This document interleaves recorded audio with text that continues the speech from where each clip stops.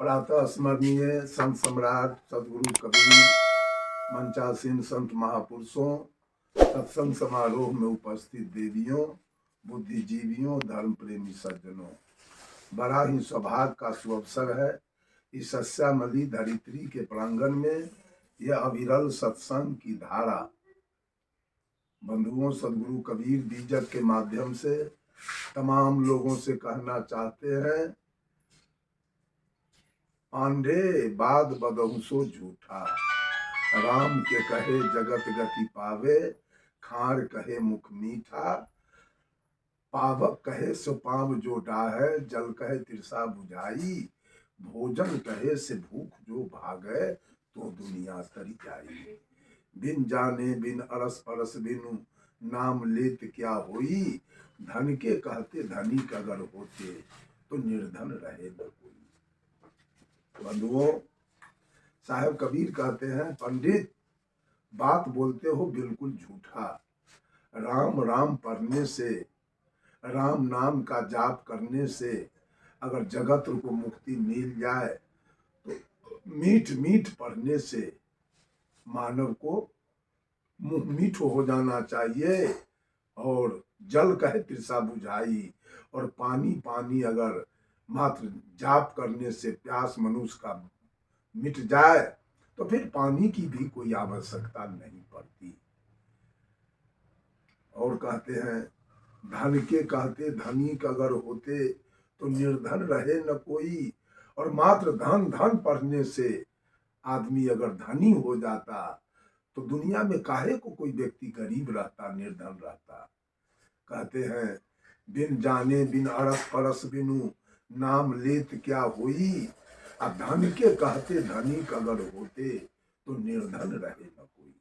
मात्र धन धन पढ़ने से मनुष्य सुखी हो जाता, धनी हो जाता, तो आखिरकार इस संसार में दुखी क्यों कोई रहता, निर्धन कोई क्यों रहता इस दुनिया में।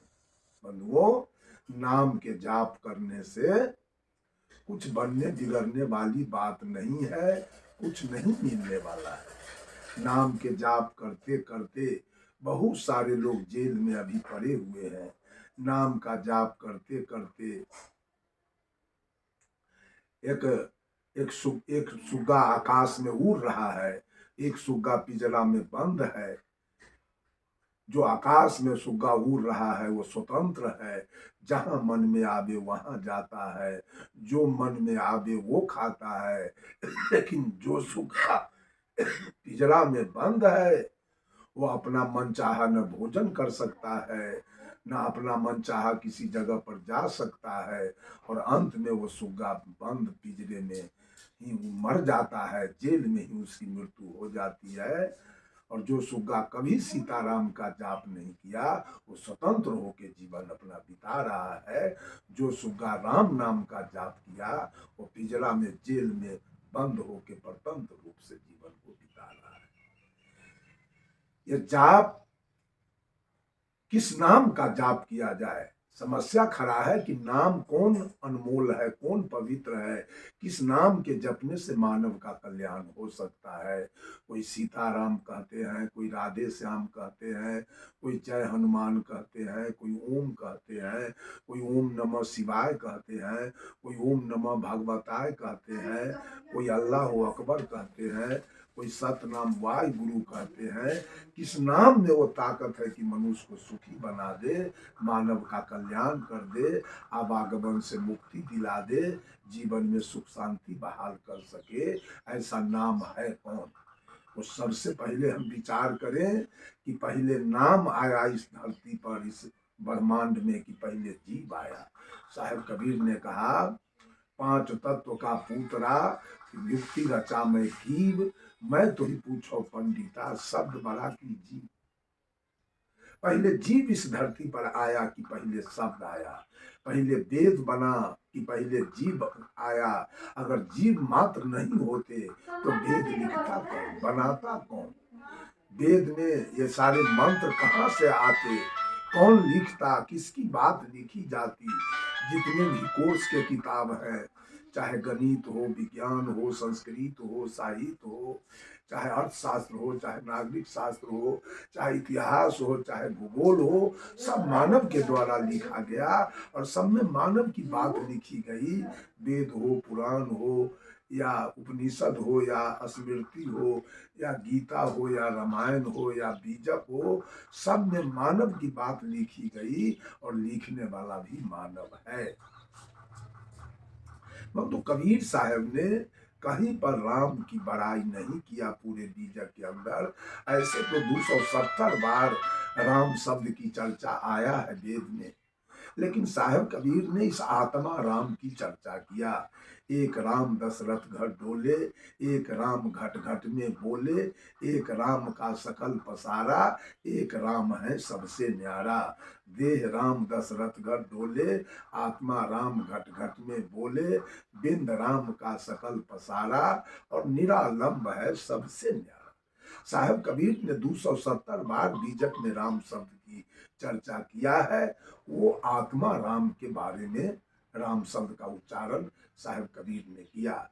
लेकिन आज के कबीरपंथी ढोंगी और पाखंडी बनते जाते हैं, खास करके जो अपने को पारखी कहने वाले लोग हैं, वो भी राम के बड़ाई करने में फूले नहीं समाते हैं। राम के बड़ाई के तो पुल बांधते हैं, कितना बांधेंगे। कल भी मैंने सुन रहा था राम के बड़ाई के पुल बांधने वाले पारखी लोग के मुखारबिंद से सुन रहे हैं। और रावण का इतना निंदा करते हैं पारखी लोग, कंस का निंदा करते हैं, कौरव का निंदा करते हैं, महिषासुर का निंदा करते हैं।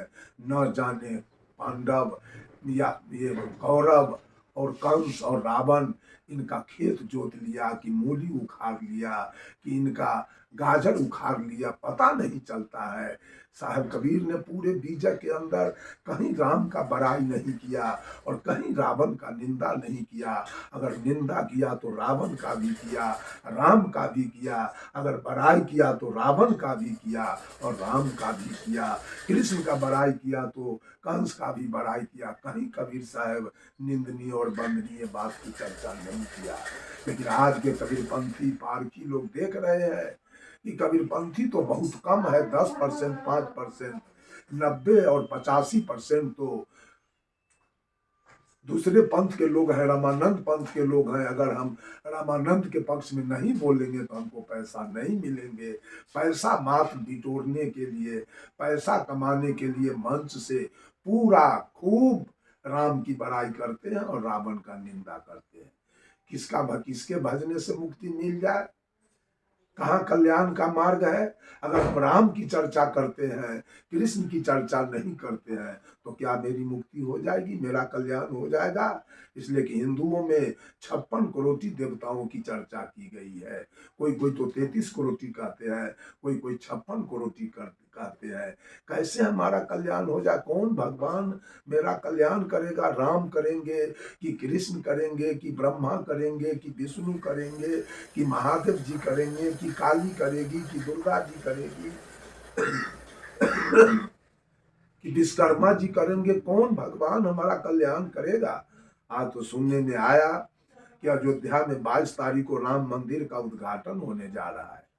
क्या राम जी पहले से अयोध्या में नहीं थे? पूरे अयोध्या मैं एक बार गया सत्संग में, परम पूज्य संत श्री परीक्षा साहब के कार्यक्रम में जीयनपुर अयोध्या, वहां से मैं घूमने के लिए गया तो देखा पूरे अयोध्या में भगवान राम का मंदिर बना हुआ है।